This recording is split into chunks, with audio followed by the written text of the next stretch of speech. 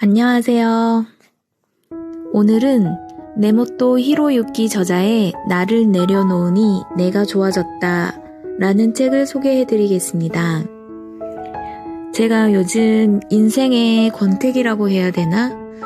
요즘 사는 게 좀 힘들다 이런 생각을 되게 많이 하고 있어요.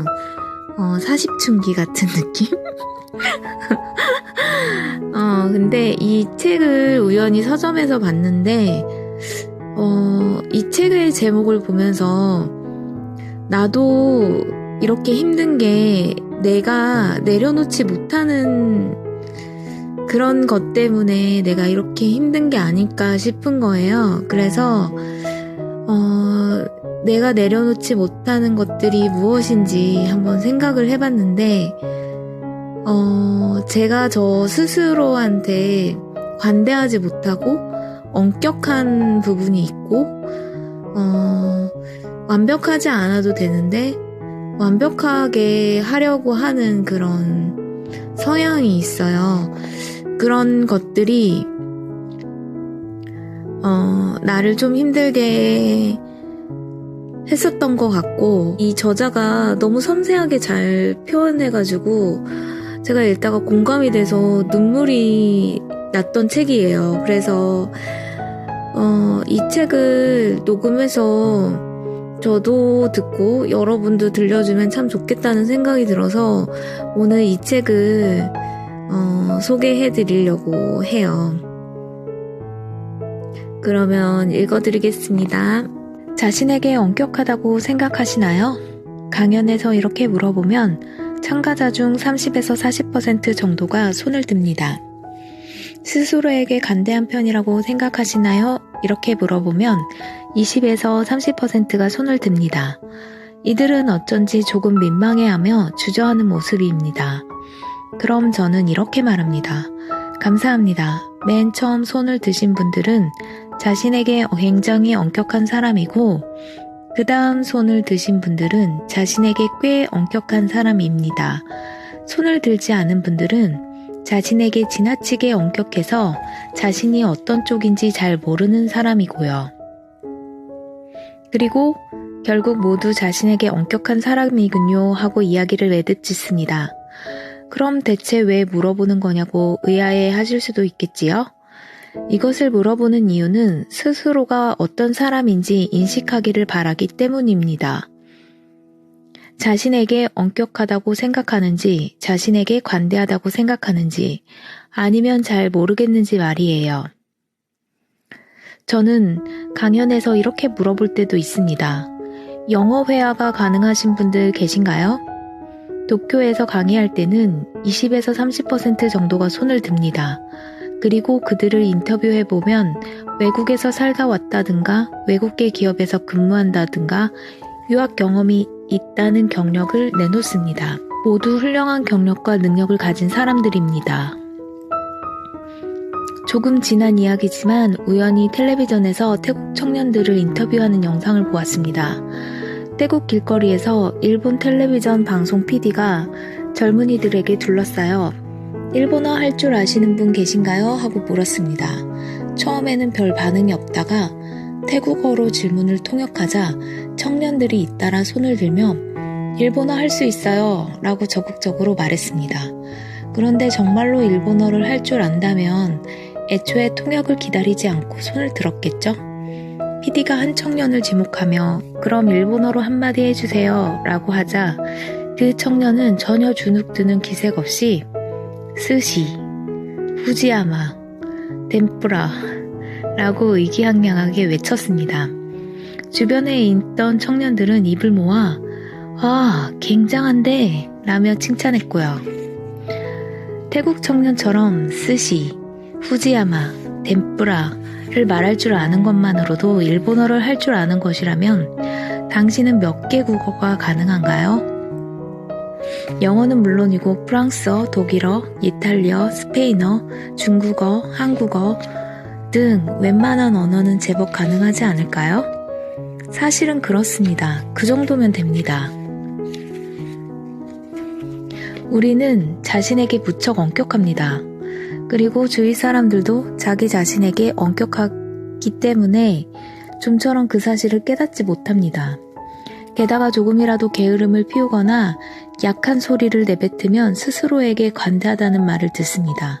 마치 엄격한 수행을 거듭하며 깨달음을 얻으려는 수도승이나 규율을 굉장히 중시하는 군인 같습니다. 물론 득도에 대한 열망으로 산에 틀어박혀 포스를 맞고 있는 사람들은 자신에게 엄격해도 됩니다. 그러나 보통의 행복을 바라는 사람이라면 당신의 기준은 자신을 옥죄일 뿐입니다.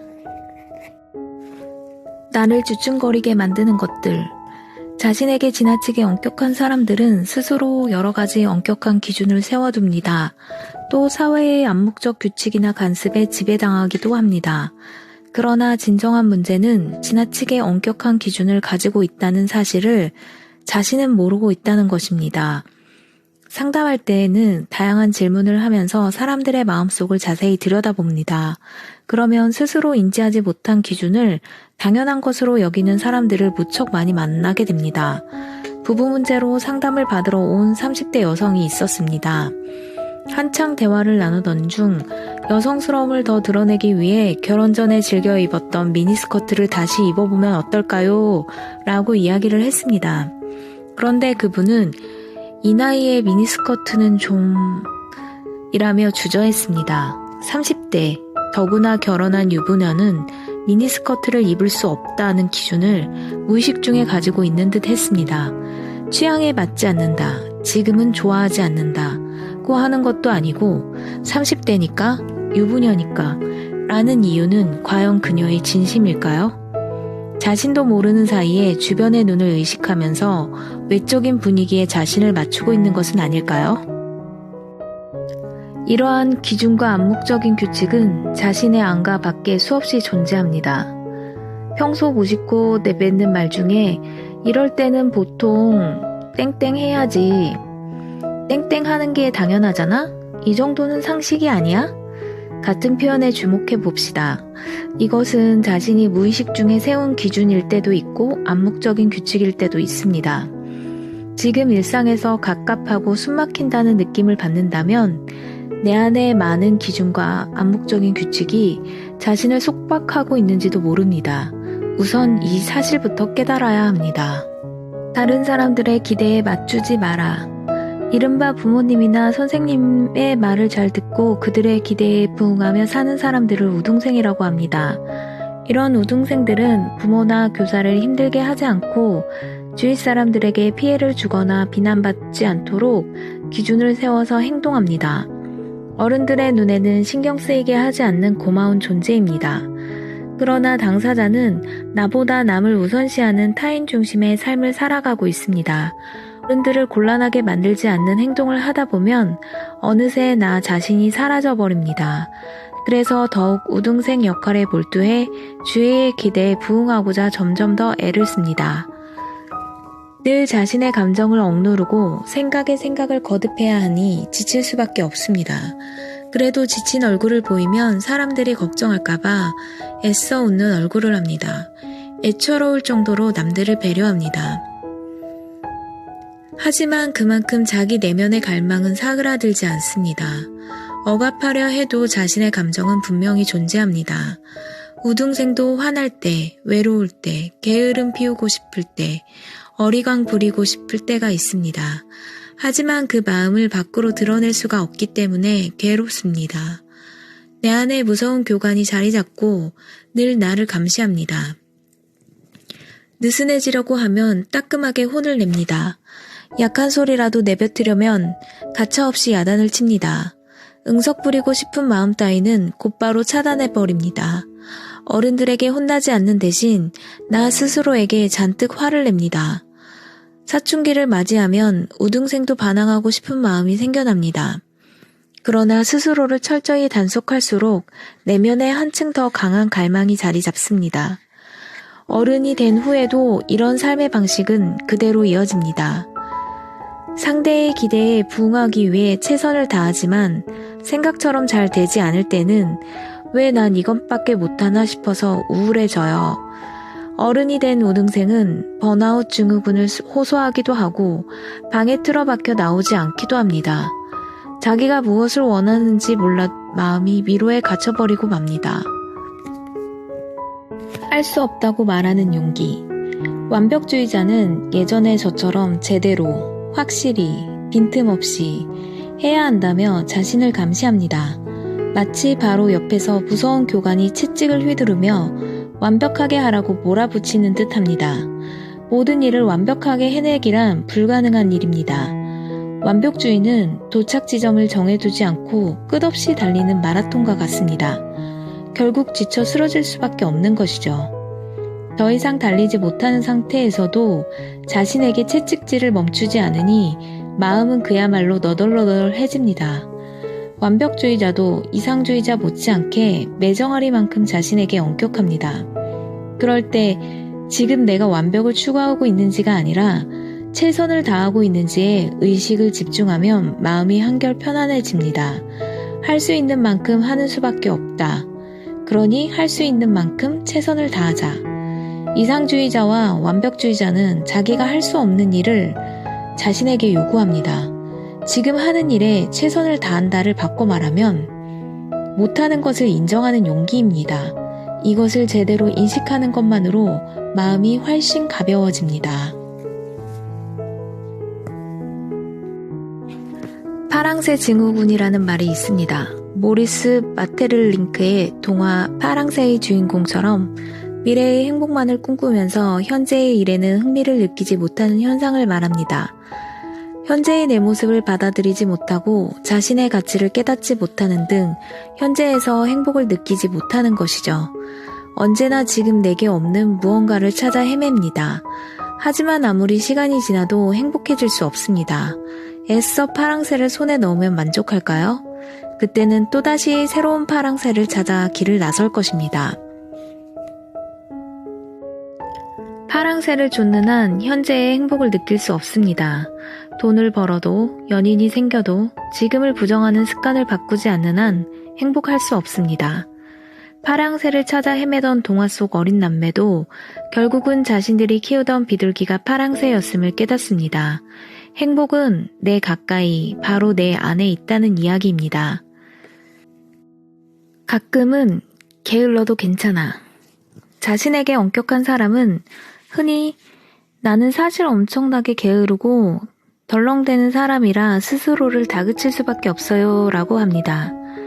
조금만 방심해도 금세 게을러져서 스스로를 자꾸 다잡게 됩니다 라고 말하는 사람도 있습니다. 당신도 이렇게 생각하고 있지는 않나요? 이상하게 들릴지는 모르겠지만 진짜 게으름뱅이는 자기가 게으름뱅이라는 것조차 인식하지 못합니다. 보통 다 그렇게 한다거나 이 정도는 괜찮다고 생각하기 때문에 본인은 전혀 문제 삼지 않습니다. 사실 나는 게으름뱅이가 아닐까라고 생각하는 사람은 오히려 성실한 사람입니다. 게으른 사람이 되지 않으려고 늘 매서운 눈으로 자신을 감시하는 것입니다. 무서운 교관이 언제나 바로 곁에서 나를 지켜보는데 마음 편히 쉴 수 있을까요? 그런데 왜 게으르면 안 된다고 생각하게 되었을까요? 지금까지 살아오면서 근면하고 성실하며 빈틈없는 자세를 요구받는 일이 많았기 때문일까요? 부모님께 꾸중을 들어서일까요? 주변에 열심히 하는 사람들이 너무 많아서 게을러질 틈이 없었던 것일까요? 아니면 게을러지면 어쩌지 하는 불안감 때문일까요? 게으르면 안 된다는 생각으로 게을러지는 것을 두려워하며 무서운 교관을 곁에 두고 언제나 자신을 날카롭게 대하면 마음은 점점 지쳐갑니다. 물론 몸도 비명을 지르겠죠. 너무 나태한 것이 아닐까 하고 생각하면 일을 적당히 하거나 편안히 휴식을 취하지 못하고 늘 긴장 상태로 끊임없이 열심히 할 수밖에 없습니다. 나는 사실 게으른 사람이야. 방심하면 게으른 본 모습이 나와버린다고.